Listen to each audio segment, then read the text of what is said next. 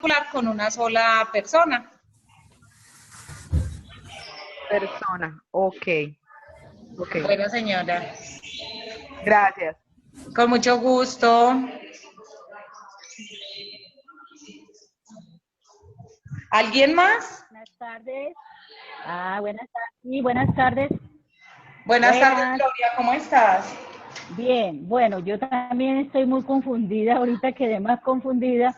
¿Por qué? Porque teníamos una matriz para llenar el C10. Sí, señora. Entonces, pues yo empecé a llenar esa matriz teniendo en cuenta la comunidad local en la que estoy trabajando, con la institución, con la parte de los actores que tengo. Pero pues ahorita decían del módulo 8 que tengo que hacer un caso, entonces esto me dejó como más, no sé. Y la otra que quería hacerte una pregunta es, dentro del C10 hay una parte que dice elementos sociológicos, ¿sí me escucha? Sí, señora, te estamos escuchando. Bueno, en esa parte de elementos sociológicos, y esos elementos sociológicos pueden ser los mismos determinantes sociales. Ya enseguida vas a aclarar la duda, que ya vamos a abrir el cuadro del C10, lo vamos a ir trabajando juntos y ahí te vas a dar cuenta cómo lo vamos a hacer. Bueno, muchas gracias. Listo. Buena señora. ¿Alguien más que quiera participar, que nos quiera contar cómo van con los trabajos, con las entregas de los casos, con la intervención en la comunidad?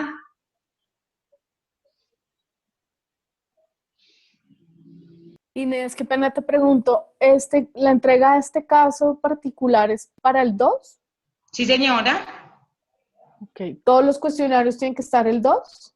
Deben de estar el 2 porque las notas se van a hacer, o sea, todo se va a cerrar ya el 7 para poder saber quiénes van a Bogotá.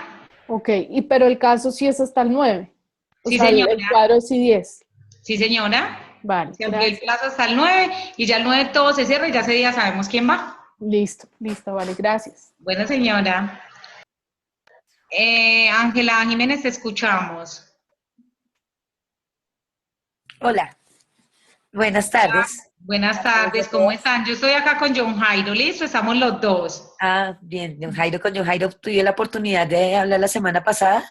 Angie, Hola, ¿estás bien o no? bien. Precisamente, pues también por sugerencia de John Jairo, pues cambiamos el estudio de caso. Eh, Ujú. También porque, pues, digamos que es muy pertinente para el proyecto Cambie, que es con personas, el programa integral para personas que se inyectan drogas, que ya requiere realmente este tipo de intervención, porque si bien empezó siendo como un servicio de intercambio de material higiénico, pues ya digamos el mismo contacto y la posibilidad de estar con las personas, pues ha ido ampliando el impacto que debemos tener en una población que es altamente estigmatizada incluso al interior de las comunidades, de otros tipos de usuarios de otras sustancias. Entonces, esto nos generó como un retraso. En todo caso, dentro también de la manera como Cambia está funcionando, se ha perdido mucho de los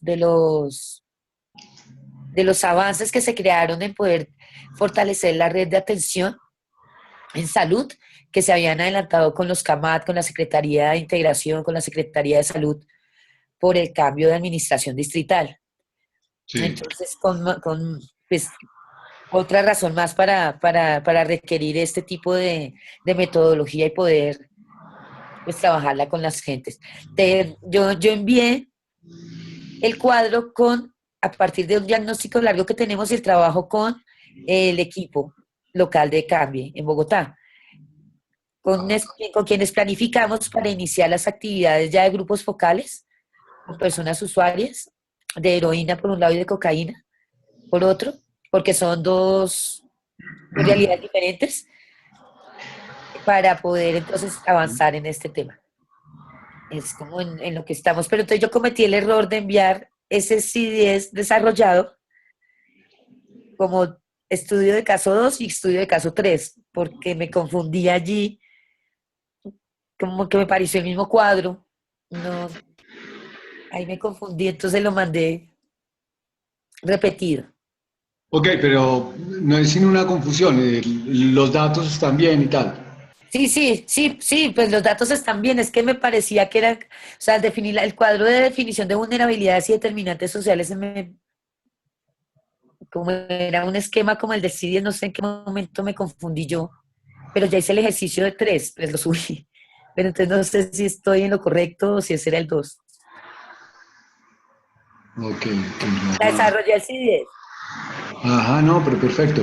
Angie, lo que yo te decía cuando hablábamos, que es muy clave para que todos lo tengan presente, o sea, lo que vemos es que es muy valioso cuando el ejercicio que se desarrolla es diferencial, es decir, el caso tuyo es muy particular porque van a tratar una población con la que en general no se tiene contacto a nivel nacional.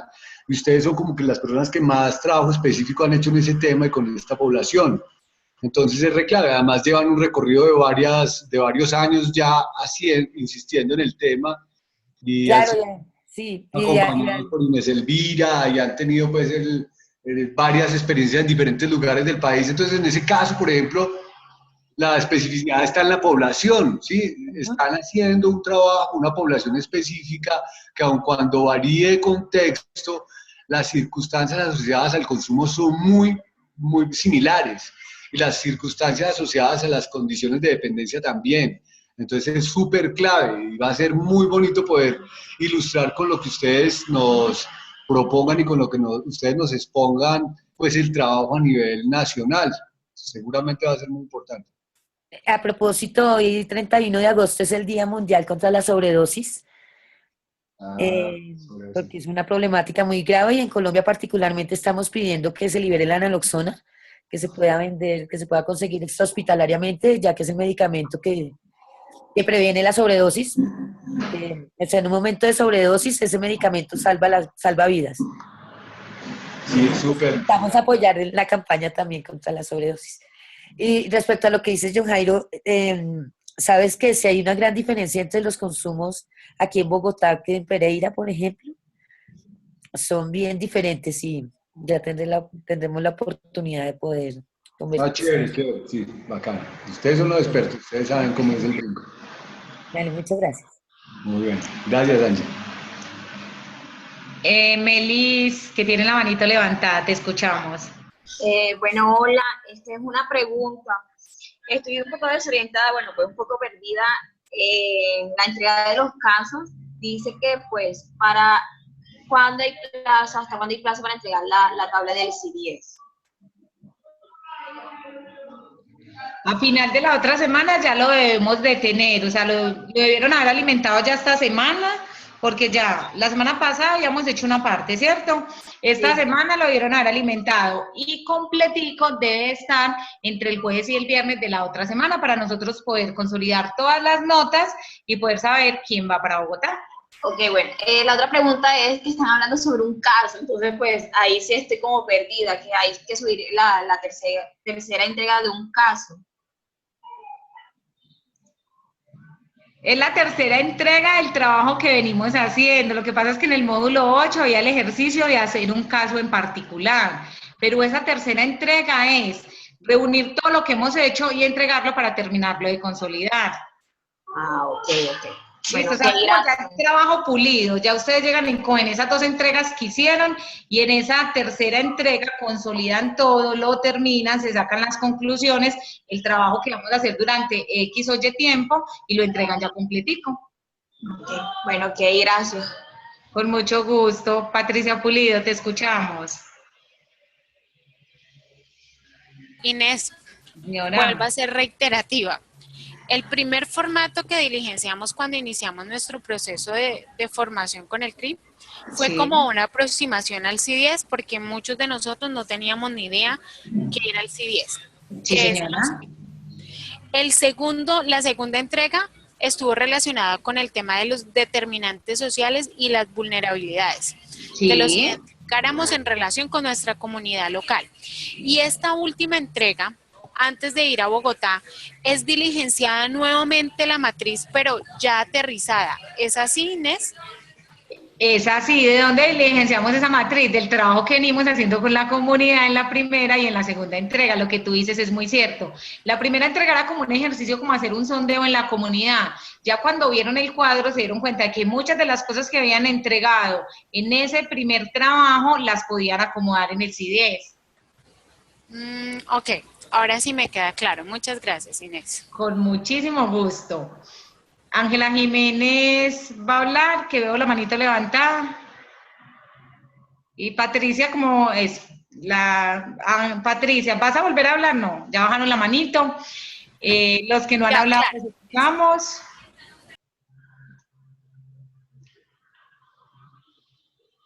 Bueno, entonces, vamos a hacer un ejercicio con John Jairo, vamos a abrir el cuadro del CIDES, un ejemplo de una de sus compañeras de Deini Cogollo, y vamos a ir aclarando dudas, o sea, lo vamos a leer, vamos a mirar cómo se llena, para que les quede ya bien claro y sepan cómo se llena, o nos vamos ubicando porque hay personas que lo han enviado, pero están todavía un poquito perdidos, entonces para que nos ubiquemos lo vamos a compartir, ¿listo?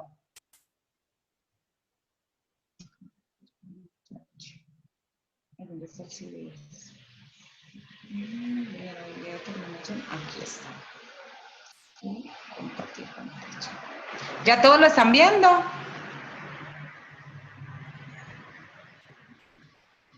¿Están viendo el cuadro del CIDES? Sí, Inés, sí.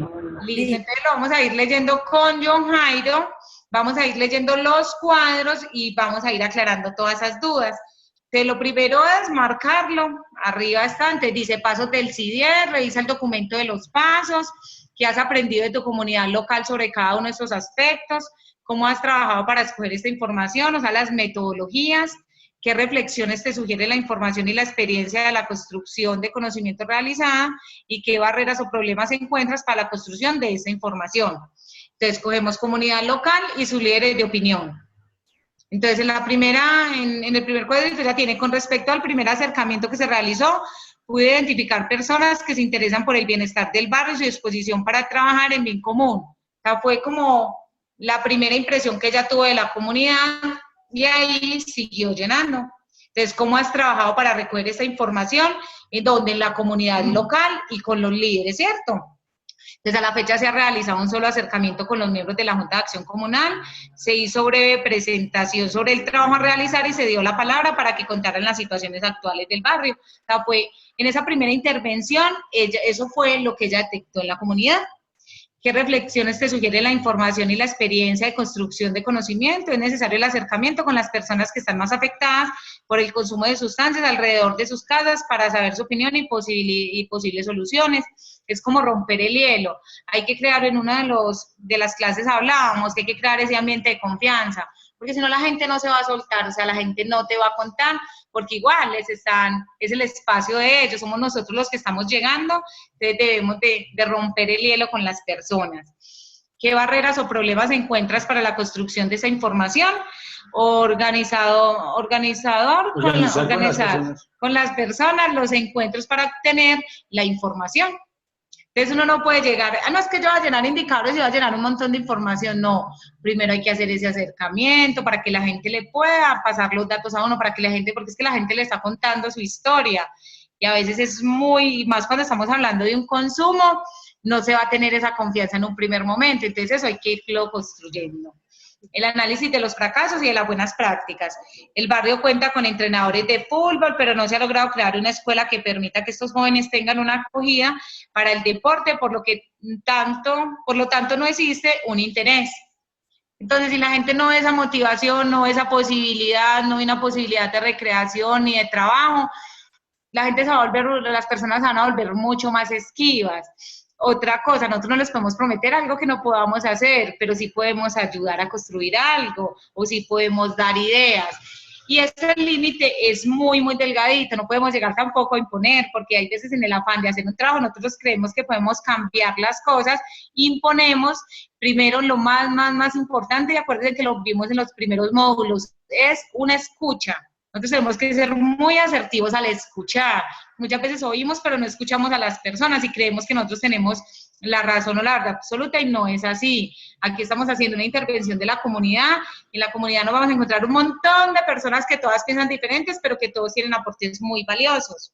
En esta línea es muy importante que lo que uno trata de encontrar es qué experiencias tienen respecto a proyectos desarrollados en la comunidad. Eso es re clave.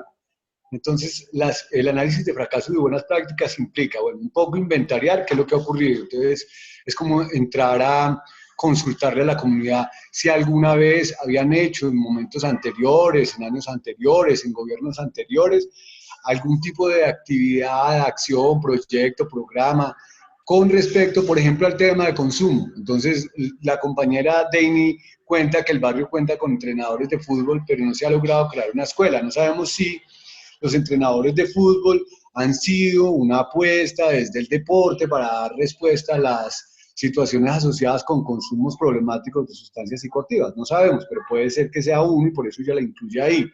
Es re clave que no sea simplemente la enunciación o hacer la reflexión directamente, sino que se pueda hacer un inventario de cuáles han sido los proyectos o los programas o las acciones o las actividades que se han llevado a cabo y cuál ha sido la percepción que ha tenido la gente respecto a ello. ¿Sí? Como, ¿qué dicen ellos? ¿Fue exitoso? ¿Fue un fracaso? ¿Fue interesante? ¿No fue interesante? ¿Produjo algún efecto? La pregunta es, ¿qué has aprendido de tu comunidad local sobre cada uno de estos aspectos? Entonces sería clave que ustedes reflexionen, bueno, que sí se han hecho, que no se han hecho, que los que se han hecho se tienen más recuerdos sobre los que se han salido mal que sobre los que han salido bien, que han sido muy pocos, que no hay. Sí, puede ser esa algún tipo de reflexión que uno genere alrededor de este tema. Respecto a cómo has trabajado para recoger esta información, nuestra amiga Deni nos cuenta que está pensándolo, porque todavía no lo ha desarrollado, pero que está pensando hacer entrevistas no formales, preguntarle a las personas cuál ha sido el resultado de sus proyectos, preguntarles si ha fracasado y que expliquen por qué ha fracasado, y además preguntarles qué proyectos les gustaría llevar a cabo. Digamos que es un plus que ella le agrega. Aquí por ahora estamos averiguando qué existe en la comunidad y cuál es la percepción que la comunidad tiene de lo que existió en la comunidad y cuál es la percepción que la comunidad tiene de lo que se ha desarrollado. En especial, en este caso, por ejemplo, anterior, líder de opinión. ¿Qué reflexiones te sugiere la información, la experiencia de construcción de conocimiento realizada? Vamos a ver qué dice Deini. Deini dice, se debe trabajar más en equipo y coordinación para los logros que el barrio desea. Bueno, ella piensa que tal vez, por la reflexión que hace, que tal vez lo que se evidencia es que no hubo un suficiente trabajo en equipo, no hubo una suficiente coordinación para como un poco responder al deseo del barrio en función de los logros. ¿Qué barreras, problemas encuentras para la construcción de esta información? Ella plantea que la barrera es que se señala a un solo responsable y no se ve como una construcción social.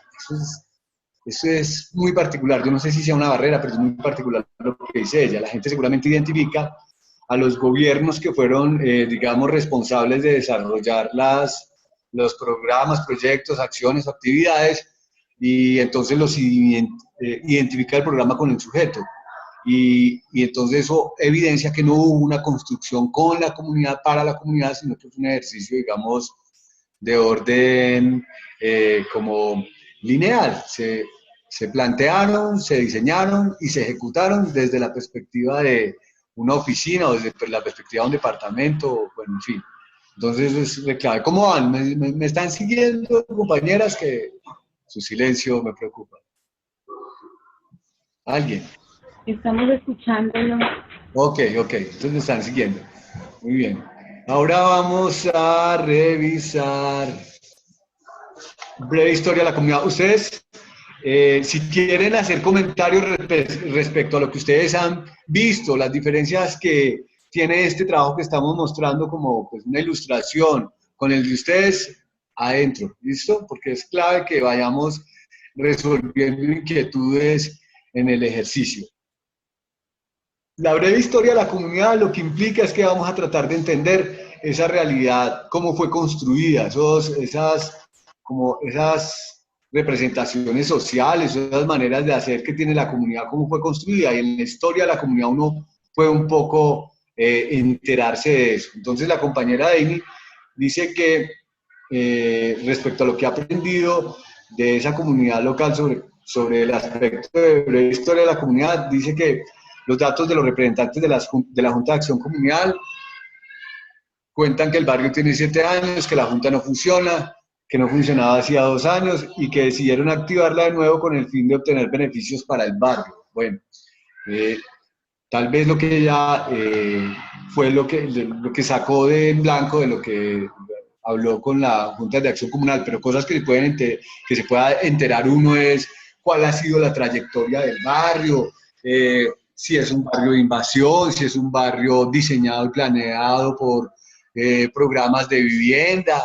Se puede aprender también si hubo un antes de la Junta de Acción Comunal, si primero fueron una asociación comunitaria o fueron tal vez asociación vecinal o asamblea vecinal.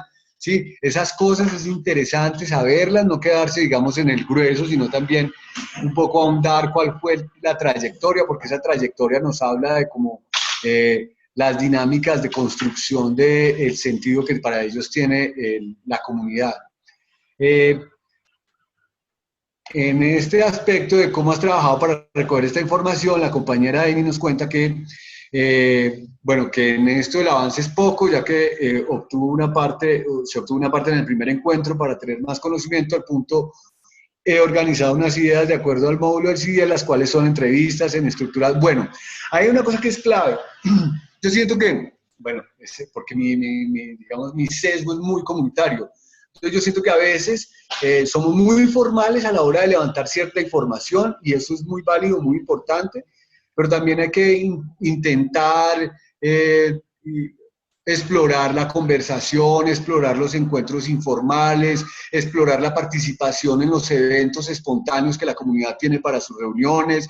Hay gente en la comunidad que se reúne en las esquinas, hay gente en la comunidad que se reúne en los billares, hay gente en la comunidad que se encuentra también en la Junta de Acción Comunal. Esos espacios también son espacios de exploración válidos para que nos den una idea de cómo se construye la comunidad. Tengo la experiencia aquí en Medellín, por ejemplo, en el barrio Naranjal, donde usted se encuentra en el Carramanchal, que es un billar épico, pues es el billar que ha, digamos, atendido a todo el mundo durante más de 30 años, y usted se sienta ahí y la oportunidad que tiene es enorme de conocer en 2 horas y más o menos medio petaco de cerveza, cuánto, cómo, quién, en dónde ocurrieron las cosas que ocurrieron en ese barrio. Es supremamente valioso también acercarse a ese tipo de dinámicas y no quedarse tan formales, siendo tan como, digamos, rígidos, por así decirlo. Cuadriculados, bueno, si es que no encuentro término. Entonces sí hay que explorar también otras maneras. Participando en el campeonato de fútbol uno también puede enterarse a través de los papás de los jóvenes, a través de los organizadores del campeonato, a través de el párroco de la comunidad o el pastor, también con los más abuelos. Es muy importante que para construir la breve historia de la comunidad nos sentemos con personas que tengan una perspectiva retrospectiva, es decir, que sean capaces de ir a los inicios de esta realidad y contárnosla, porque a veces cuando encontramos personas muy nuevas en el entorno, pues nos cuentan su experiencia y su experiencia generalmente se pierde, de un montón de historia en la que está de repente un montón de sentido de comunidad que hay. La compañera, respecto a qué reflexiones le sugiere la información y la experiencia de construcción de conocimiento realizada, nos comparte que los temas que se encuentran en el origen de la comunidad tienen una fuerte tendencia a regresar y determinar procesos de firmeza. Compañera, no te entendí. Los temas que se encuentran en el origen de la comunidad tienen una fuerte tendencia a regresar y determinar procesos de firmeza. No le entiendo. No le entiendo. ¿Qué querrá decir ahí? ¿Alguno de ustedes entiende? Hagamos aquí un ejercicio de construcción colectiva de conocimiento. Las cosas que se encuentran en el origen de la comunidad tienen una fuerte tendencia a regresar y determinar procesos de firmeza. Procesos de firmeza. ¿Qué es para usted procesos de firmeza? Denny no está, ¿cierto? No. Amiga, se fueron, nos abandonaron. Díganos algo. Mayra, cuente usted ¿cuál es su concepto en procesos de firmeza? Pues también procesos de firmeza que tengan como parámetros eso, como muy arraigados a cosas como que no quieren cambiar, ¿no? Es que hay comunidades donde por más que uno intervenga, ellos están como parados en su cuenta y no cambian. Pues para mí, o sea, para mí lo que yo entiendo, ella dice, los temas que se encuentran en el origen de la comunidad tienen una fuerte tendencia a regresar. Como lo que ella, o sea, como que el problema no se quiere ir de ahí, entonces es como el proceso de firmeza que está ahí, o sea, eso es lo que yo entiendo que ella quiso plasmar ahí en lo que colocó. Que eso también tiene que entrar uno a hacer una negociación, porque si estamos hablando, por ejemplo, de comunidades indígenas, ellos tienen su propia cultura, ellos tienen sus propios conceptos, creencias. Por ejemplo, hay culturas donde tomar cachaza es bien. Por ejemplo, en el Brasil, que botánica, 8 días, se tome algo, es por costumbres, por tradición, eso se hace y eso es válido y lo pueden hacer los adolescentes. Entonces es entrar como en esa negociación, o sea, sí lo pueden hacer, pero entonces se trabaja la reducción de daño. Me imagino que ella habla, o sea, lo que alcanzamos a entender yo y yo es eso, que esos procesos que están ya como firmes ahí, como que es muy difícil de cambiarlos, pero sí puede intervenir un poquito, no es cambiarlos totalmente, porque eso pasaría a invadir un espacio, invadir una cultura, a invadir algo que ya se tiene, pero sí como la negociación. Por eso ayuda mucho que cuando hagamos esas reflexiones las hagamos con la mayor sencillez posible. A veces es lo que implica la sistematización. A veces nos elevamos en las reflexiones y no alcanzamos a decir lo que tal vez querramos decir. Entonces, de repente, es bien hacer como esas conceptualizaciones, pero pensando en que hay otras personas que no van a estar, de repente no van a estar para explicarnos ellos qué es lo que quieren decir con lo que nos están escribiendo. Eso, y que hoy estamos construyendo algo o empezando algo que alguien lo tiene que continuar.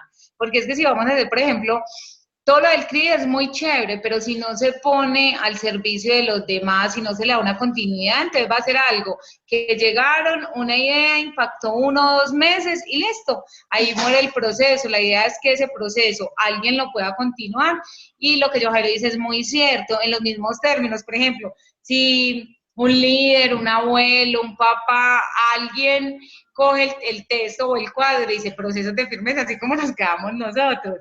Entonces también como ser simples, a veces ser simples en las cosas también es bueno porque hace que los otros entiendan.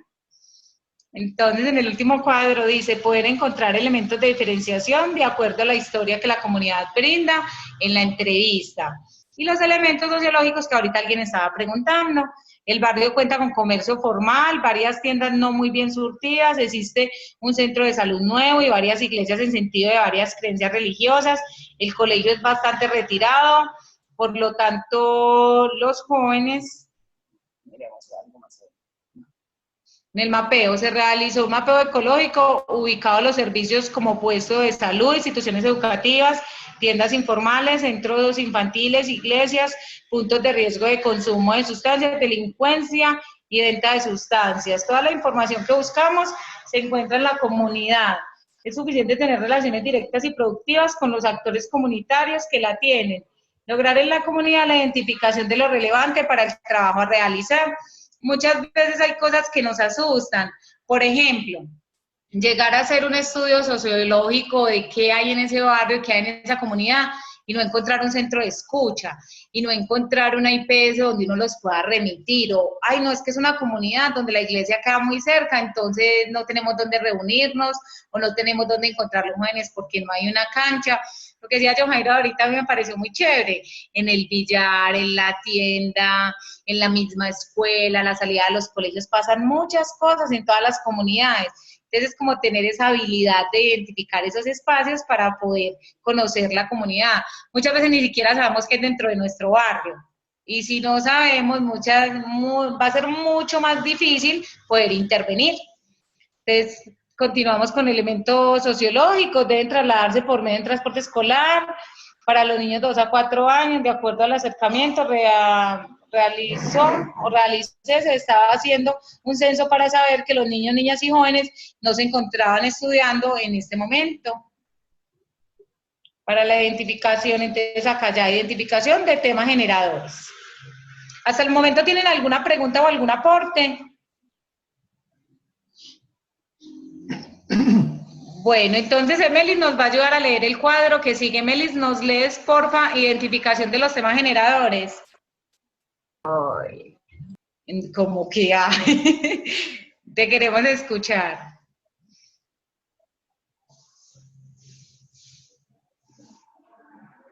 Emelis. No se oye. Abres el micrófono, porfa. Se lo podemos decir desde acá, ¿no?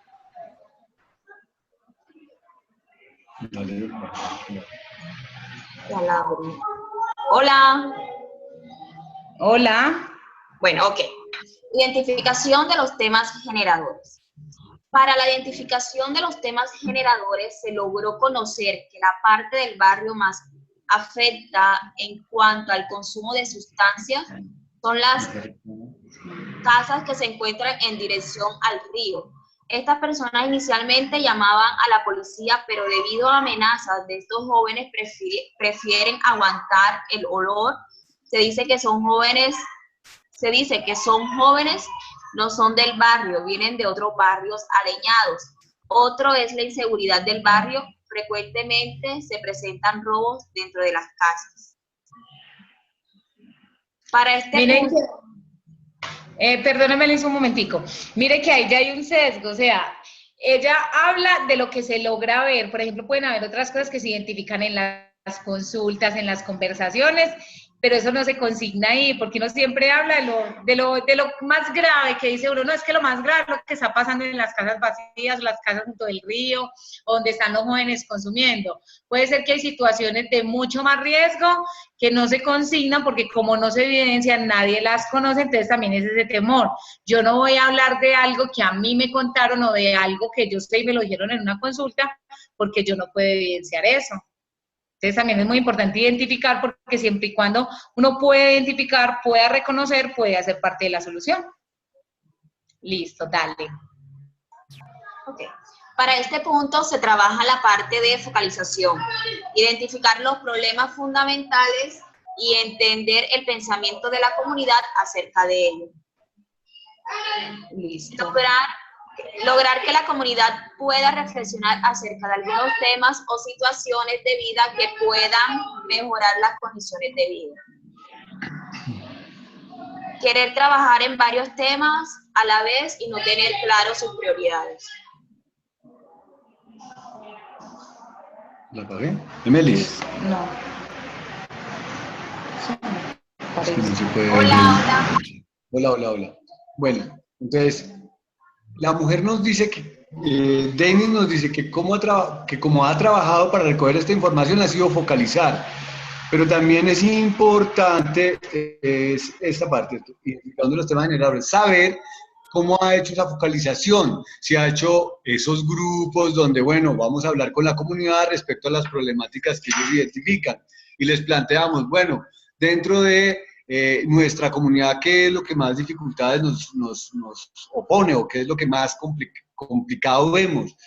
Y hacer un árbol de problemas, o hacer una DOFA, o hacer simplemente una caracterización de los sectores que ellos perciben como peligrosos a partir de un mapeo georreferencial. Es importante saber cuál es la metodología que van a usar.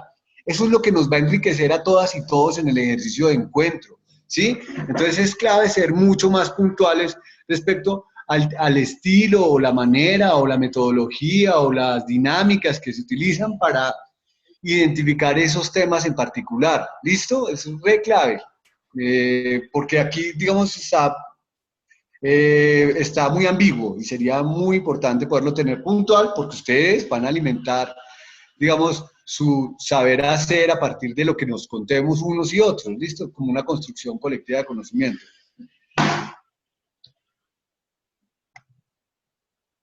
Es que...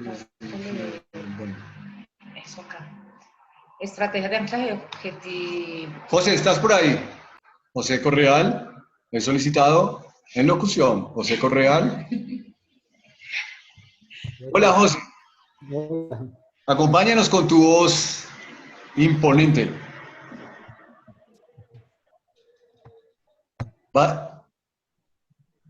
José, no lees las estrategias del anclaje y la objetivación. De anclaje y de objetivación, José. Ok, bueno, entonces el primer cuadro nos dice... Un poquito más duro, José.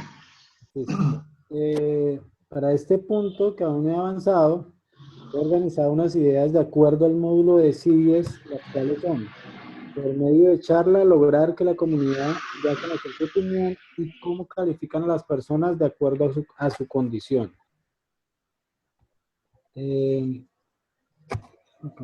José, una pregunta aquí personal, ya que te tocó la parte de locución. ¿Tú has hecho este punto dentro de la matriz que están desarrollando? No, la verdad todavía no lo he realizado. Les quiero preguntar a las y los compañeros, ¿quién lo ha hecho? ¿Quién la ha hecho?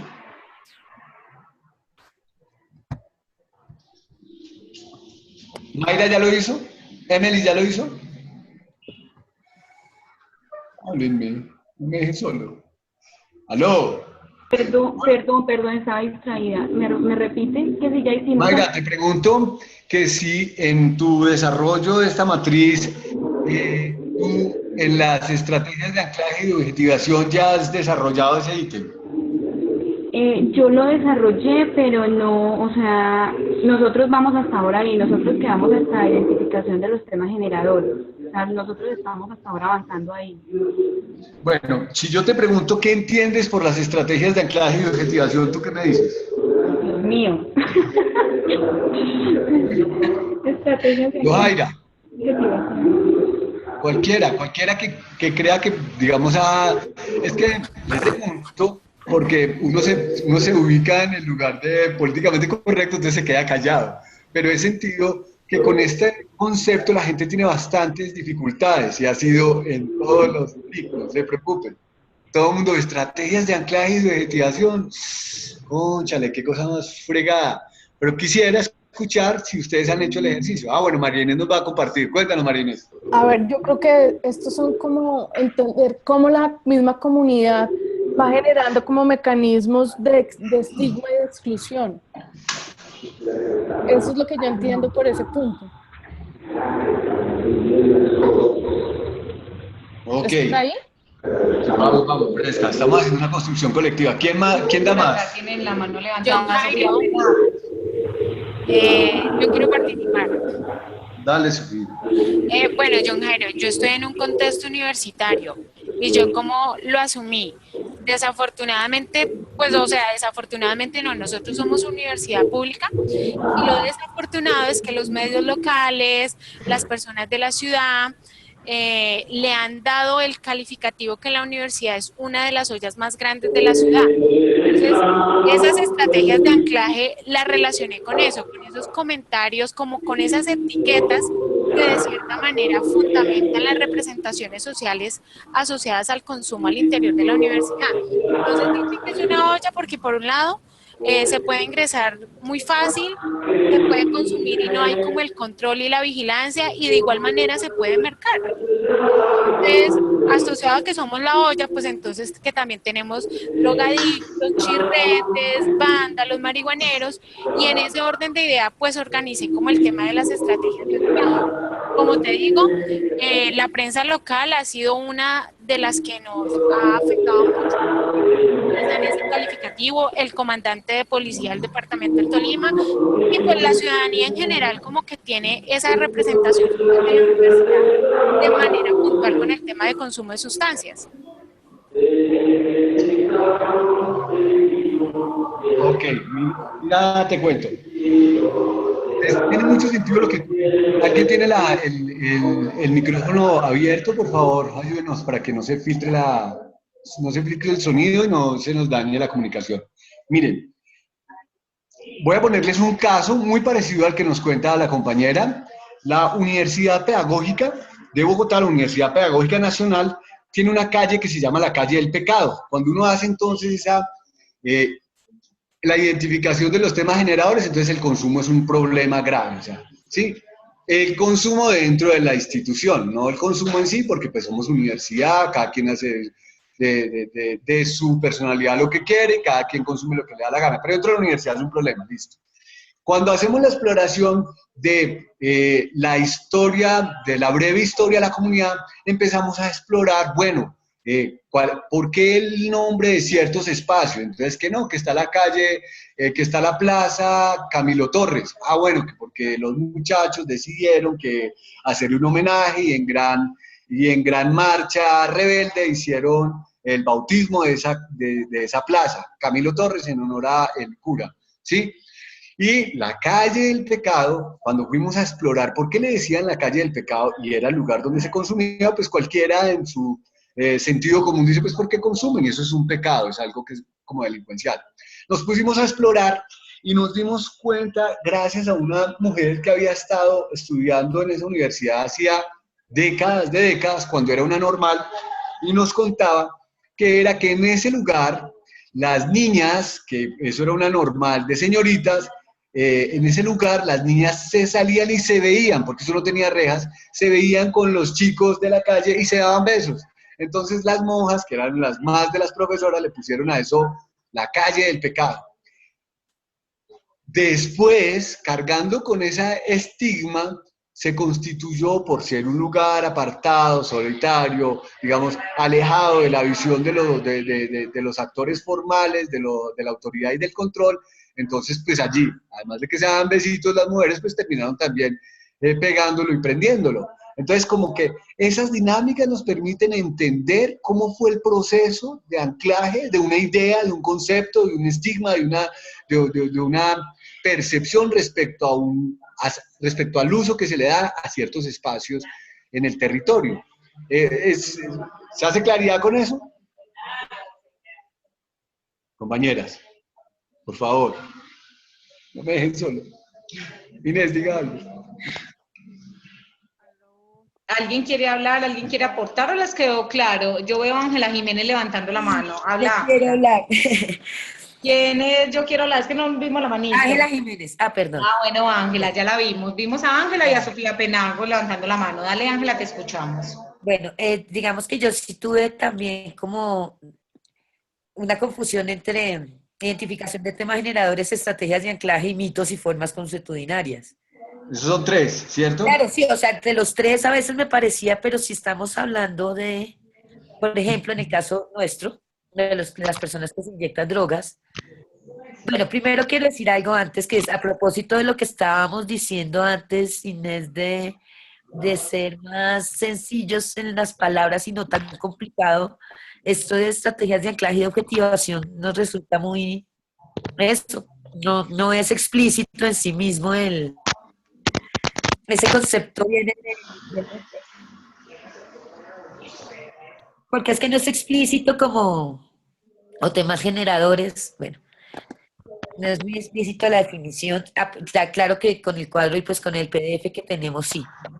Entonces, bueno, volviendo al tema, me parecía que yo me confundí en un momento entre los tres, pero nosotros optamos por pensarlo.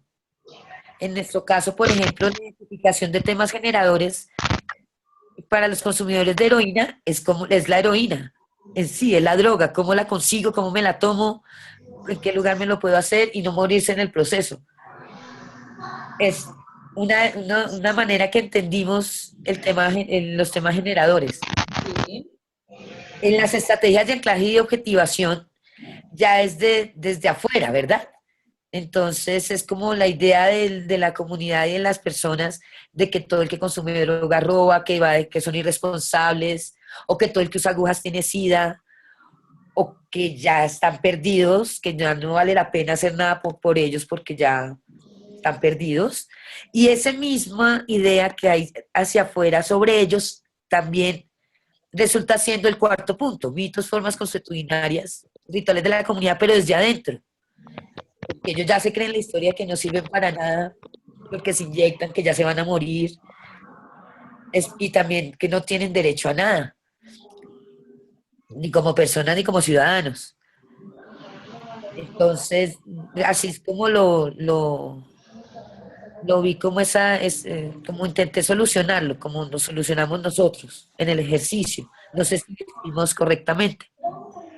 Angie, yo no sé si ustedes hayan analizado, yo me acuerdo que yo en una investigación que hice para el Centro de Estudios de Salud de aquí de Medellín, tuvimos la oportunidad de hablar con muchos consumidores de sustancias psicoactivas por venoinyección, y una de las cosas que, por ejemplo, nos compartía una persona que nos pareció muy, pues como muy impactante, era el sentido que tenía no cambiar la aguja cuando estaban compartiendo jeringa. Y el hombre hablaba de que era un acto casi de desconfianza con el otro, y era como una manera de generar eso que ya generaba la comunidad con ellos, generarlo entre su propio grupo. Y el man decía, yo no puedo lanzarle semejante insulto a mi amigo de que yo quito la aguja y pongo otra porque él me está compartiendo su dosis, y yo estoy haciendo un ejercicio de desconfianza con él. Entonces eso me pareció muy berriondo, porque incluso después de todo el ejercicio de sensibilización, el hombre decía, aun cuando sea así, yo prefiero poner en riesgo mi vida que poner en riesgo mi relación con un man que es mi hermano. Una cosa así como de ese, muy fuerte. De ese nivel de peso. Entonces como que esas son cosas que, digamos, se mantienen dentro de esas realidades cuando son realidades tan, digamos, cohesionadas, porque están, digamos, amalgamadas por el estigma exterior, ¿me entiendes? Ellos son un grupo, gueto muy cerrado, un gueto que tú lo has dicho, tiene muchas barreras para acceder a la normalidad, ¿sí? Entonces, entre ellos, cualquier gesto de desconfianza es en ese grupo en particular, no sé si pueda generalizar. Estos eran unos punkis y decían, ni por el berraco yo le voy a hacer eso a un parcero mío, o sea, si se me va la vida, se me va a echar. ¿Hace cuánto esto? Eso fue en el 2013. Pues esperamos que todo el trabajo que estamos haciendo ya le haya, porque digamos que yo no había escuchado un caso como ese, tampoco es que conozca todos los 1470 casos que de usuarios, pero digamos que así ha sido muy importante este tema también de que los rituales asociados al consumo, pues haya haya mitigación de daño con todos los talleres de inyección segura, ¿no? Y si son personas que se autoexcluyen por la misma exclusión y marginación que la sociedad les tiene. También es muy fuerte, ellos no ven la posibilidad de nada, o sea, es muy difícil generar. Además, por otro lado, el tema de la comunidad local pues no se da como en el barrio o en la universidad, no hay un territorio, ¿sí? Compartido, el territorio es la ciudad, y el territorio de pronto son algunas rutas hacia las ollas, sí, pero territorio en común no hay, porque además son personas muy introvertidas que están encerradas en su casita. Las de Bogotá, en Pereira sí, pues hay consumo de ciudadanos habitantes de calle. Pero entonces aquí en este caso sí es la red, no hay, son una comunidad más emocional y de sentido, como lo definen otros autores cuando se hablan de culturas juveniles o de subculturas urbanas o tribus urbanas, que son las comunidades de sentido y emocionales de afectos o de identidades. Por ejemplo, con el punk, tenemos muchos usuarios que son punk. Ajá. Entonces son otro tipo de comunidades, no están ancladas a un territorio, y digamos que todos estos temas en el territorio que se dan de las relaciones, como el control social que puede haber en un territorio de la vecindad o entre las familias, pues aquí no está anclado a un territorio. Entonces también por eso también se implementó aquí la camioneta, para poder estar yendo a otros puntos, acercarse a diferentes puntos, porque sí están repartidos y la posibilidad de generar una red con ellos, que se intentó mucho generar una red de usuarios para también apoyarse y poder luchar por la garantía de sus derechos. Pues no hay iniciativa de parte de ellos tampoco, y pues uno no puede hacer todo el trabajo, ¿verdad? Sobre todo como una entidad prestadora termina siendo como una responsabilidad de la institución, una cosa que ellos deben tener la iniciativa de hacer, ¿sí? Sí. Como una red de usuarios. Me lo quería exponer como esto. Gracias. Muchísimas gracias. Sofía, te escuchamos. Buenas tardes, ¿sí me escuchan? Sí, súper claro. Sí, lo pude solucionar.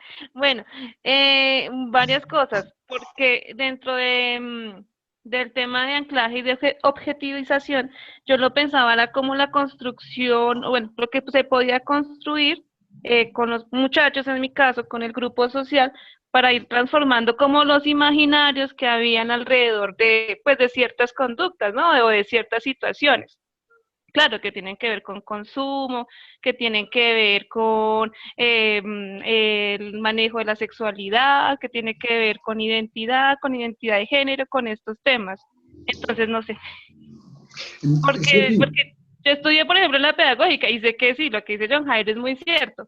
Pero entonces ahí me trabo, o sea que el anclaje tiene que ver con los imaginarios que ya están o con las construcciones que queremos llegar a hacer para transformar el imaginario. Lo que pasa es que es muy clave entender cómo se han dado para saber cómo pueden darse. Es como en doble vía. Se identifica cómo fue el proceso, cómo es que se hizo ese anclaje, cómo es que se logra esa objetivación, cómo es que termina todo el mundo entendiendo lo mismo, ¿sí? Para ver si podemos desentrañar la dinámica para plantear dinámicas que nos permitan anclar y objetivizar perspectivas, por ejemplo, de reducción de daño, perspectivas, por ejemplo, de comprensión del consumo como una práctica individual que tiene que ver con la personalidad, que no tiene que ver con ni el pecado, ni el delito, ni, ¿sí me entiendes? Como que también es entender cómo se han dado para ver cómo se pueden dar. O sea, hacer el curso histórico para ver si podemos hacer el diseño hacia el futuro. Pero John, por ejemplo, en este tema en específico, digamos, en las estrategias de anclaje y de objetivación, ponemos el tema de los constructos que ya están, o sea, de los imaginarios que ya están, o de lo que queremos transformar. ¿Cómo ha sido el proceso? Porque acuérdate que es cómo ha sido la estrategia. Entonces, ¿te acuerdas? Yo no sé si tú te acuerdas en el colegio que alguna vez un pelado nos decía que consumía porque él no quería ser el bobo del salón. Sí. Que decía, es que yo no quiero ser el bobo del salón. Parce, pero ¿cómo así? Sí, es que yo no quiero que me traten como, sí, que no me respeten o que no me den mi lugar. Yo quiero tener un lugar y si para tener mi lugar tengo que consumir, pues consumo. Entonces, como si uno entiende que un pelado para lograr, digamos, tener una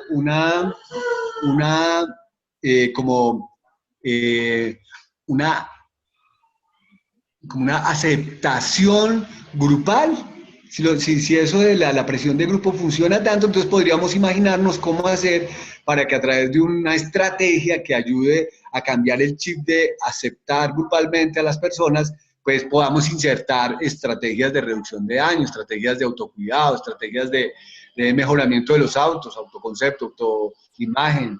¿Me hago entender? Sí, señor. Gracias. Buenas tardes para todos y todas. Qué pena, no había saludado. Buenas tardes, Sofía. ¿Cómo están? Gracias. Listo. ¿Alguien más?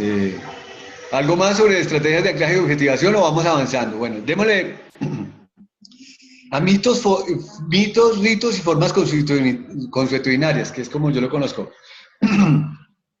La compañera dice que aún no ha avanzado. Yo quisiera escuchar a alguien que sí haya avanzado. En el otro aspecto dice que la metodología que utilizó fue que por medio de una entrevista semiestructurada poder identificar los rituales de vida, muerte, poder, producción, distribución de bienes, relaciones entre género.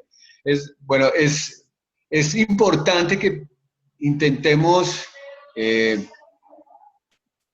variar las metodologías, ¿no? La misma metodología de repente se nos agota al tercer uso que le demos y es con la misma comunidad, ¿cierto? Entonces hay que ver cómo podemos hacerlo. Mitos, ritos, formas consuetudinarias implica bazares, celebraciones, ágapes que se hacen de manera frecuente, periódica, que tienen un patrón, que por ejemplo allá donde estudió Sofía Penagos, en la Universidad Pedagógica Nacional hay unos pelados que se pegan la rumba más fuerte es el primer viernes y el último viernes del semestre. Es decir, eso es una celebración épica, una cosa de antología, y es un rito, y no está escrito en ninguna parte, no hay un libro que lo digamos, registre, pero todos los que están en la asociación digamos, de consumo o eso, saben que el primer viernes la rompen y que el último viernes la rompen. Entonces, como que eso es un rito y hay que saberlos identificar, hay que ver cómo emergen, cómo tenemos acceso a esa información, porque a veces no tenemos acceso a esa información. Ritos como los de los canábicos, que el que lo pega, no sé si han escuchado la canción de las reglas, y entonces el que lo pega lo prende. En fin, que hay que rotarlo, que hay que ponerle paticas, dinámicas relacionadas con el consumo, dinámicas relacionadas con la celebración, dinámicas relacionadas con la muerte. Aquí en Medellín, por ejemplo, fue muy clásico, y yo también lo tuve que vivir en Bogotá, donde en las ceremonias fúnebres alguien llevaba revólver y disparaba y había que hacer los tiros, o sea, era una cosa que había que hacerla, ¿sí? O llevar rancheras, no sé, o ponerle una serie de escapularios, o hacer una vuelta bueno, que estoy hablando como lo que uno alcanza a ver a través de algunos textos que se recogieron en el tiempo aquí, en el tiempo de los sicarios aquí en Medellín. Pero un poco estas cosas también implican ritos, mitos y formas consuetudinarias. Formas consuetudinarias como cosas que no están planteadas, pero que se hacen de manera periódica, cosas que tienen que ver también con el aula, prácticas de los profesores, no sé, eso puede ser también ejemplos de lo que son mitos, ritos y formas consuetudinarias. La compañera nos habla al final, dime. John, ven, por ejemplo, en la institución, en el colegio, es que ahí tengo, bueno, no sé si poner los mitos, o sea, las cosas, las celebraciones de la institución o del municipio. O sea, porque ahí tengo la confusión. Entonces, porque los pelados pues cuentan de cosas, por ejemplo, las ferias y fiestas que hubo hace poco, las fiestas del Día del Carmen, ¿sí? De la Virgen del Carmen, que son importantes para ellos y bueno, que ellos de alguna manera participan. O las de la institución, o todas. O todas, son las personas las que definen eso, pues, digamos, nosotros no tenemos por qué hacerles censura o filtro a lo que ocurre en la comunidad, si la comunidad lo identifica, eso es. Sí, en Agua Azul son las fiestas del arroz, pero también está que todos los sábados hay borrachera porque es un pueblo y hay mercado y entonces la gente sube y los campesinos suben y consumen también, ¿no? El caso, por ejemplo, en la zona de trabajo sexual en Bogotá, pues todos los viernes son el carnaval, o sea, ese día cae mucha gente, y si es viernes de quincena, eso es una fiesta amplia, extensa, y donde se da de todo, ¿sí? Esos son mitos que están asociados a lo económico, que están asociados tal vez a las prácticas relacionadas con el mercado, relacionadas con la ganadería, relacionadas con la agronomía. Sí, según la vocación de cada municipio habrá diferentes rituales. En Agua Azul, por ejemplo, yo no sé, a ver si no está hoy, no me dejan mentir, en Agua Azul los pelados tienen el rito de subir a un mirador, que es un mirador hermoso, donde se ve el pueblo, y pues usted va para el mirador después de 5 de la tarde y no encuentra sino motociclistas parqueados al lado de la carretera pegándolo, y son bastantes, 50, 60 personas que siempre que suben. Entonces, por ejemplo, eso, ¿qué representaciones sociales se asocian a eso? Que los pelados que suben hacia el mirador después de las 5 van a pegarlo, no van a más, ¿sí? Sí. Como esos pueden ser, digamos, sí, señales, gestos que nos hablan de lo que son los mitos, las formas consuetudinarias y rituales de la comunidad. ¿Algún comentario? Andrea, no te hemos escuchado. Yo, Jaira.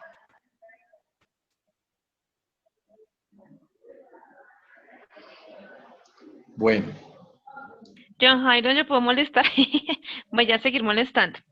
Ven, es que, bueno, yo digamos que uno un poco los mitos con el tema de la breve historia de la comunidad, porque pues ahí tiene como muchas cosas que ver, sobre todo de mi institución. Dentro de la institución ya hay, digamos que una breve historia, porque hace muy poco se levantó la historia del colegio para la revista. y el cumpleaños del colegio y todo el tema. Sin embargo, había como la iniciativa de hacer los viernes se reúnen, no sé si tú te recuerdas, las canitas de amor, que son los abuelitos, hacer como un intercambio generacional. Ajá. Pero entonces no sé también si unir la historia del pueblo con la historia del colegio, o más bien preguntarles a los abuelos qué referencias tienen del colegio, qué se acuerdan de lo que pasó. Pues porque ya estaba una historia del colegio, entonces no sé si volver al tema de la historia del colegio, o ya dejarlo con lo que habíamos levantado.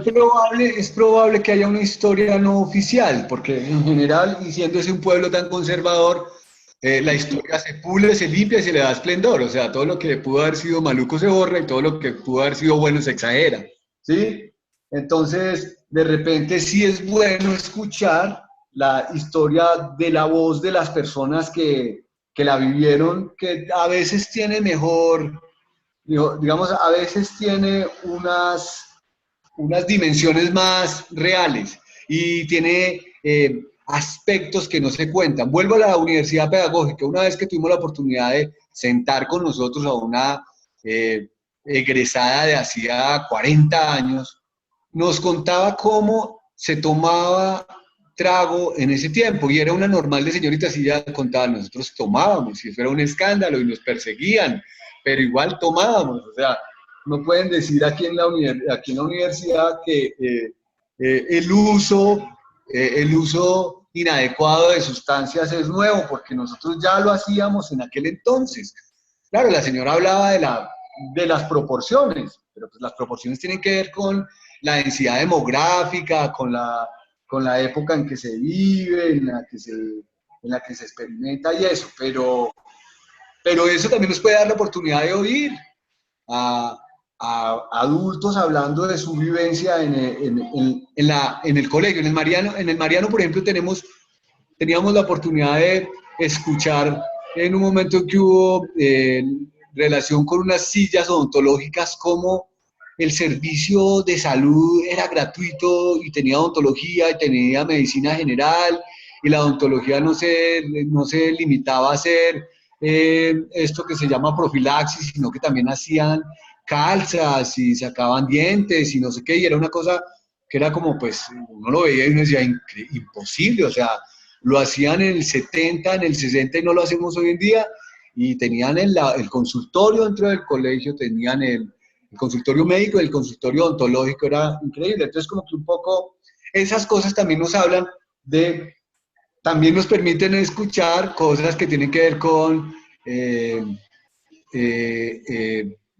percepción de éxito y de fracaso, ¿sí o no? Sí, sí, señor. Sí. Pues sí. Continúe, compañeras. Entonces, ¿seguimos con conflictos de base en la comunidad o quieres quieres ampliar algo más con respecto a esto de la breve historia de la comunidad? No. Sigamos, no, ya. Gracias. Entonces, ¿quieres leernos esto de conflicto de base en la comunidad, por favor? Conflicto, bueno. El trabajo en equipo existe cierto disgusto con respecto al presidente de la Junta y demás miembros. Se logró identificar en el primer acercamiento con algunos representantes de la Junta. Tener claros cuáles son los conflictos de base que permean la comunidad comunitaria.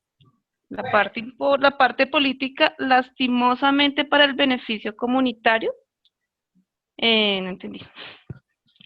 Sí, ya la leí. Hola. Sí, te estoy escuchando. Es que le estoy cerrando el micrófono porque aquí tenemos se nos filtra un ruido, entonces por eso lo estoy haciendo. La parte política, lastimosamente, para el beneficio comunitario. No entendí. Supongo que ella dice que no hay, que es más político que comunitario el asunto. Me da la impresión. O sea, pues es lo que ocurre. No sé si ella haya querido decir eso. Tener claros cuáles son los conflictos de base que permean la vida comunitaria. ¿Cuáles serían? ¿Ustedes qué conflictos de base han identificado y de qué les ha hablado la identificación de esos conflictos de base, compañeras? Andrea, Anita de Dios, bienvenida. María Inés, cuéntanos. Hola. Buenas noches. Hola. Yo entiendo la última parte donde dice que pues, la política que afecta al beneficio comunitario pues, son las barreras que la compañera percibe en su comunidad. Lastimosamente, siempre tenemos igual que trabajar de la mano en algún momento con ellos, con la alcaldía, con cualquiera de sus secretarías. Entonces, sí siempre se ve ese conflicto, o de pronto ese poco apoyo por parte de ellos, entonces sí se crea como una barrera. Sí, sí, ya te entendí, sí, ella ve lo político como una barrera, pero respecto a los conflictos de base, en tu caso, ¿has podido percibir algunos? ¿Cómo lo hiciste? ¿De qué te habla eso que percibiste? Anita, de Dios. Pues, tal vez no al conflicto, tal vez de base en la comunidad, sino es un poco más como hacia la parte de la barrera, y es que les dificulta concertar a veces las reuniones con los miembros de la comunidad, o sea, especialmente con sus líderes, ya que nos dicen, o sea, nos proponen horarios de pronto en los que no podemos con mi compañera Jenny, entonces nos ha dificultado un poco eso, más como barrera, no tanto por disposición, sino como por dificultades en cuadrar horarios. Pero pues por el momento no, la comunidad realmente ha sido muy receptiva y le está interesada pues como en participar de la actividad, y pues la idea es crear el centro de escucha, pues, como metidos en el cuento. Pero digamos en términos de conflictos de base, o sea, ¿qué circunstancias asociadas de repente a salud, educación? Ustedes vieron los determinantes sociales y supongo que ahí empezaron a observar cuáles eran los conflictos de base que se percibían en la comunidad. De repente de ese tipo de conflictos han percibido o han expresado la comunidad algo alrededor de pues, lo que viven o lo que sufren dentro de su territorio. Y para la que quieras, y no solo Sí, por ejemplo, pues yo estoy trabajando con cárceles y una serie de conflictos que yo he visto es como la tensión que existe entre los guardias y las personas privadas de la libertad. Porque por un lado la guardia es permisiva al permitir que entren y que se consuman sustancias dentro de los patios, pero también tiene un trato muy duro con los internos. Entonces eso va generando, me parece a mí, muchas tensiones que dan resultado pues una serie de conflictos. Otro conflicto de base pues creo que es la situación de hacinamiento que hay en cada una de las cárceles.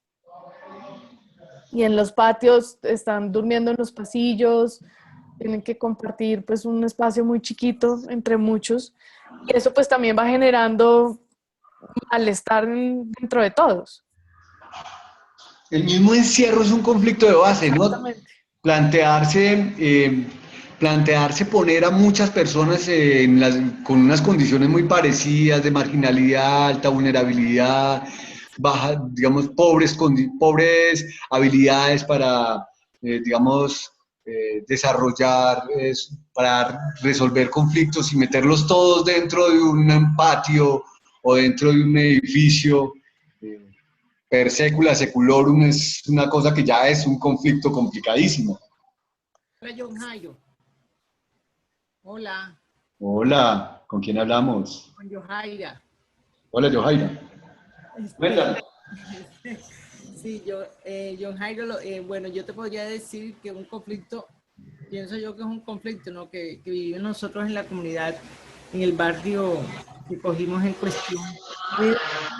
A ver, el presidente la presidenta de la Junta de Acción Comunal, pues nosotros pudimos detectar que ella fue un poquito reacia con la cuestión del equipo de trabajo, puesto de que lo que nos pudimos percibir es que, o sea, hay un conflicto de parte de ella, como que no quiere que realicemos el trabajo porque ella está implicada en la actividad del expendio de drogas por parte de los hijos. Entonces está esa situación que pues nosotros cuando estuvimos con ella, pues ella nos dijo prácticamente, desconoció la problemática que hay en el barrio, ¿ya? Y pienso yo que es un conflicto porque ajá, siendo ella la de la Junta de Acción Comunal, ella desconoce toda la problemática, pero es a raíz de que toda su familia está inmiscuida en el expendio de drogas. ¿Cierto? Puede ser. Pues, digamos que las dinámicas de tráfico, bueno, de producción, tráfico y distribución dentro de los entornos tan densamente poblados y tan fuertemente interrelacionados, porque son barrios donde pues creció la señora, tuvo sus hijos tuvieron otros hijos, entonces al final todo el mundo termina siendo familia de alguien. Claramente temas tan complicados como este, pues van a terminar tocando con alguien, o sea, si es por consumo, es por distribución, es por, bueno, por tráfico, es probable que ocurra, pero no puede ser, digamos, como nosotros no vamos a hacer un ejercicio policial, sino que vamos a hacer un ejercicio comunitario, donde lo que vamos a tratar es de entender la problemática para darle una lectura diferente y tratar de con ellos empezar a plantear opciones diferentes. Creo que puede ser una oportunidad más que una dificultad, porque pues si uno tiene la oportunidad de incidir en la representación social o en la percepción que tiene un actor del conflicto, como puede ser una persona que está cerca al consumo, cerca a la distribución, sería re clave, o sea, sería muy interesante.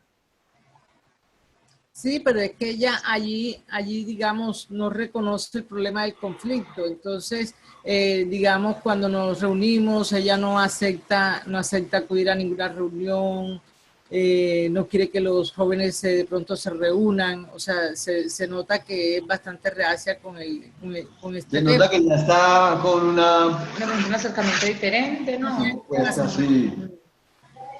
Sí, a veces, miren, en teoría de redes lo van a ver con Luis Fernando. Hay unas relaciones de alto costo y unas relaciones de alto costo en términos de que si yo quisiera cambiar, digamos, alguna política en mi país, con quien mejor, digamos, con quien sería el trabajo más fácil y más rápido sería con el presidente, ¿no? Pues voy y hablo con el presidente.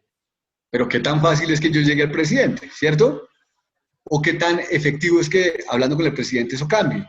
O otras relaciones que pueden ser, bueno, hacemos un ejercicio comunitario donde vamos construyendo una idea de la política y vamos planteando desde la base una cosa que es tal vez más demorada, pero que es más efectiva, porque pues en términos reales nunca vamos a tener acceso. Entonces a veces cuando nos metemos directamente con el presidente de la Junta, corremos ese riesgo, que no es precisamente el presidente más querido, que no es precisamente el presidente más amigo de este tipo de conversaciones, o que tiene una perspectiva particular respecto a eso. Hay muchos presidentes de Junta de Acción Comunal en el país que su perspectiva es de erradicación de los consumidores, es decir, sacar las manzanas podría ser es digamos la base de su discurso. Entonces de repente puede hacerse un trabajo más a otro nivel con la comunidad que no tenga que ver con directamente la autoridad máxima de la Junta de Acción Comunal, porque a veces sale más costoso, pues sale muy complicado.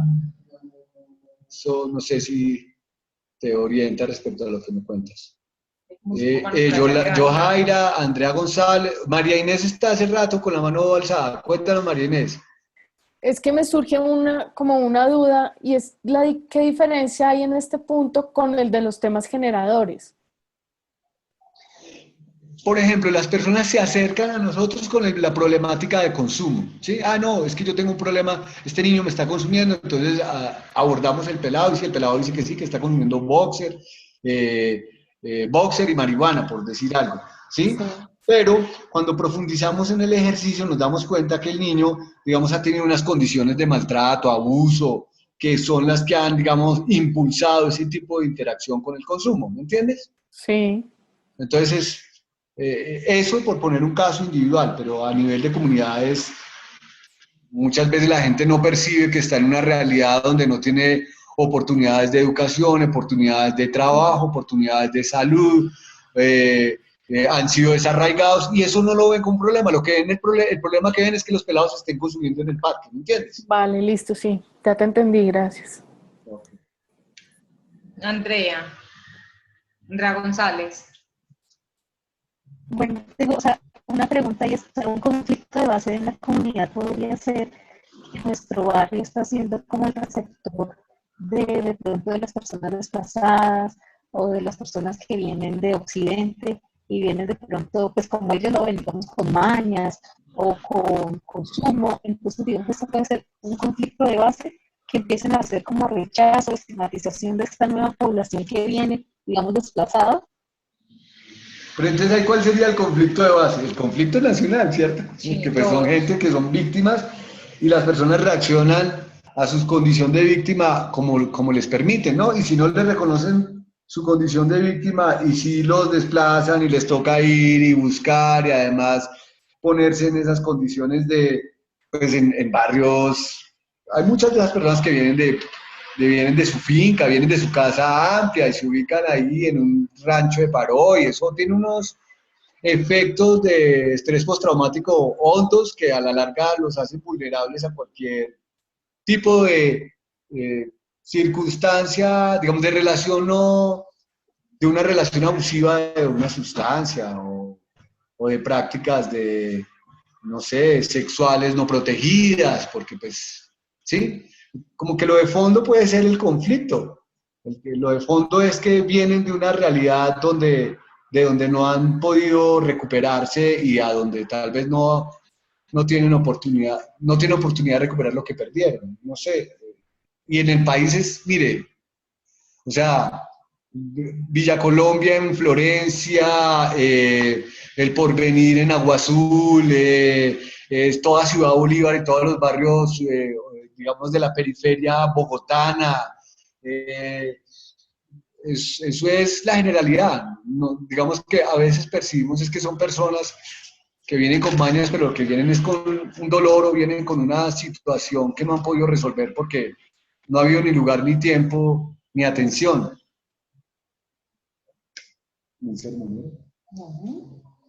¡Ánimo, compañeras! Sofía, yo, sí. Por ejemplo, no sé, yo considero que una problemática o un conflicto de base en Huasca o en mi colegio son pues los espacios tan cerrados de participación juvenil que generan pues otros temas, y es que busquen espacios para el consumo o busquen espacios no adecuados para prácticas deportivas, pues que digamos que ante el imaginario están mal porque daña, porque, bueno, sí, como que hay un daño a la parte de la parte arquitectónica del pueblo y ese tema. No sé hasta qué punto. Y pues igual pasa en la institución, ¿no? Digamos que la participación es muy mínima. La real participación en decisiones y en cosas que competen a los jóvenes es muy poca. Y y en el pueblo se han ido cerrando. Digamos que la nueva administración, los pocos espacios que habían, los ha ido minimizando o los ha ido anulando. ¿Pero se anulan por la poca participación o por qué se anulan?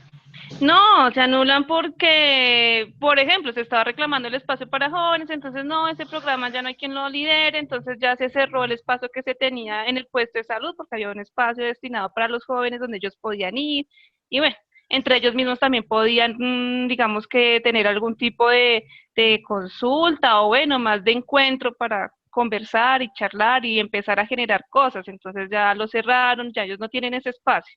Y tampoco tienen ninguna participación dentro de la política pública para jóvenes, que el año pasado, en la administración pasada, pues intentaba que ellos asistieran, escucharan, conocieran, participaran. Entonces ya no la hay.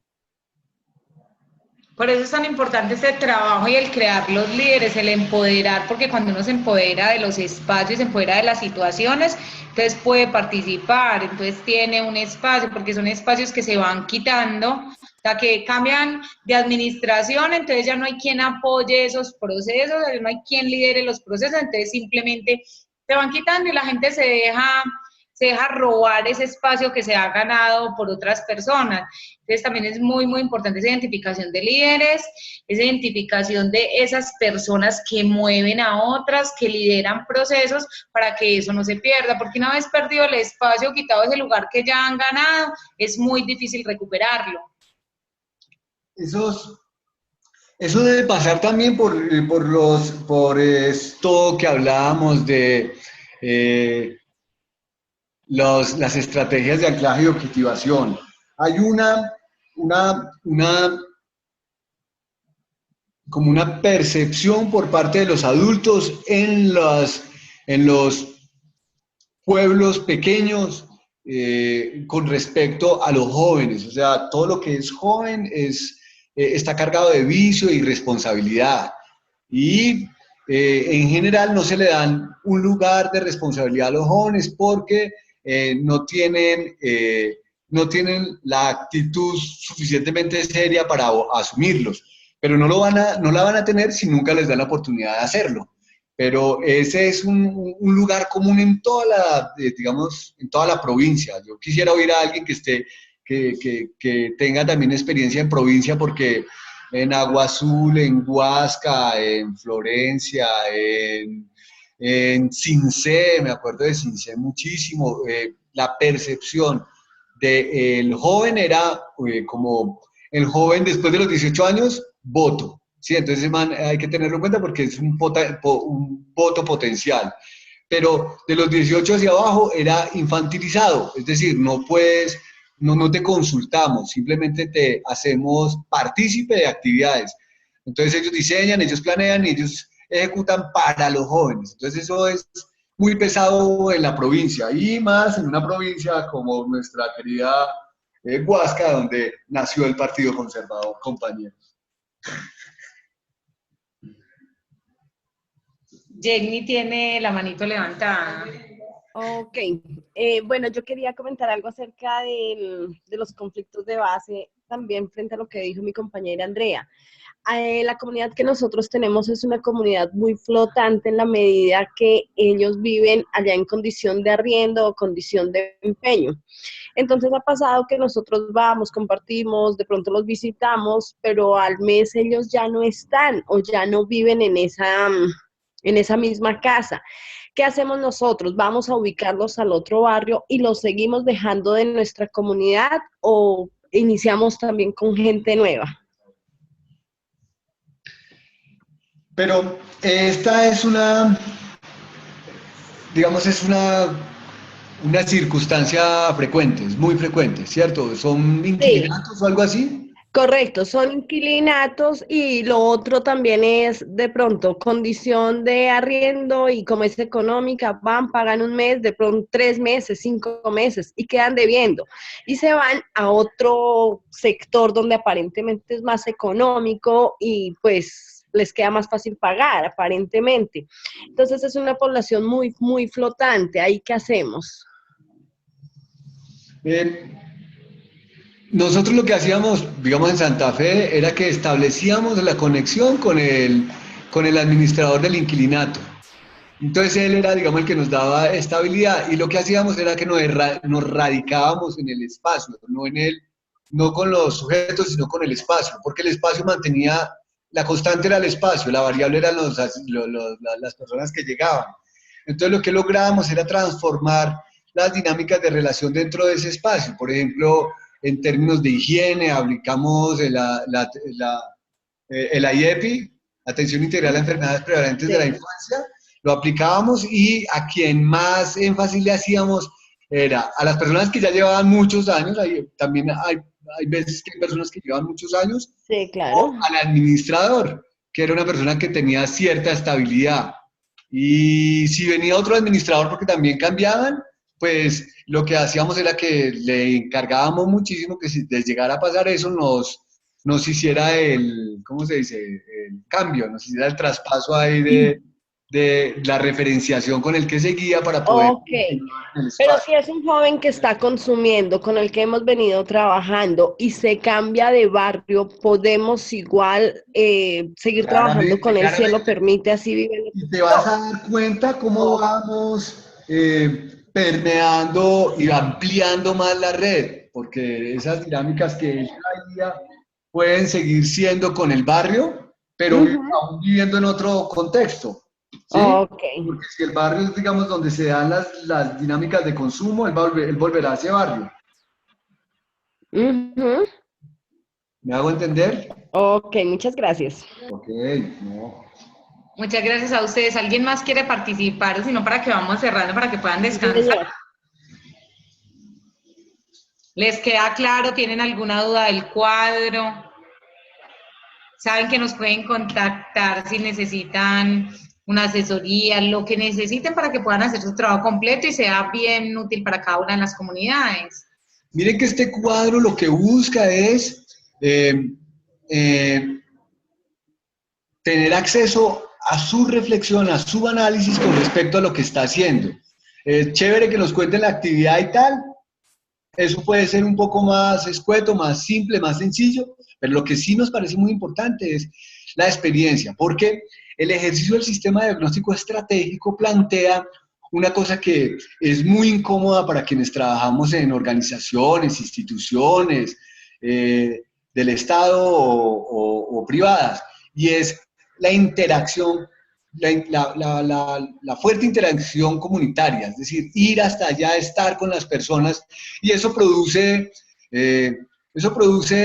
mueve cosas adentro. Es muy importante conocerlas, porque ahí es donde están como las resistencias, ahí es donde están los aspectos para empezar a discutir por qué tenemos esas, por qué nos surgen esas sensaciones, esos pensamientos, esas emociones cuando hacemos este tipo de trabajo. ¿Me hago entender? Bueno, el silencio todo. Digamos que sí. Bueno, si les queda entonces claro, ninguno tiene otra duda. No. Bueno. No, John Jairo, muchas gracias a la compañera. I love you, Sophie. Porque sí, pues obviamente lo estaba escribiendo, cuando uno empieza a hacer el ejercicio siempre van a salir muchas dudas, pero lo que ustedes dicen es cierto, salen muchas dudas frente al trabajo con la comunidad, porque pues siempre hay más cosas de las que uno se imagina o de las que uno se ha mencionado.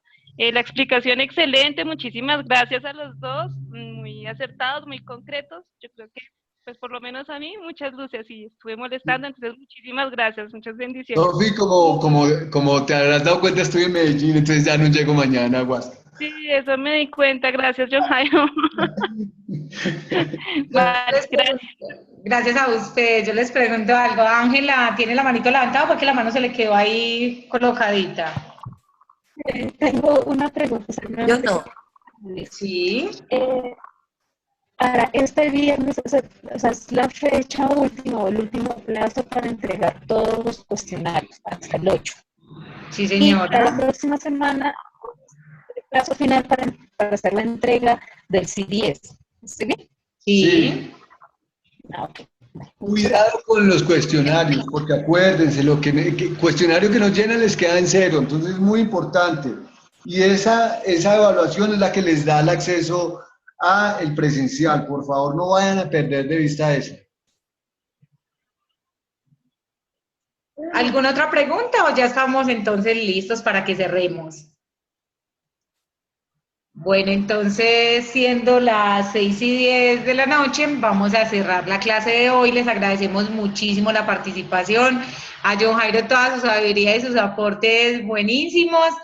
Y muchísimas gracias, que descansen, que tengan una feliz noche. Y ya casi nos vemos. Acuérdense que tienen que preparar así unos dulces bien ricos y unas cosas bien bonitas para que lleven a Bogotá. ¿Listo? Entonces, muchísimas gracias y que descansen. Feliz noche. Lo mismo. Ve acá, ¿qué No, sí. No me veo. Ya, lo cerraron. ¿Cómo así que tú vives?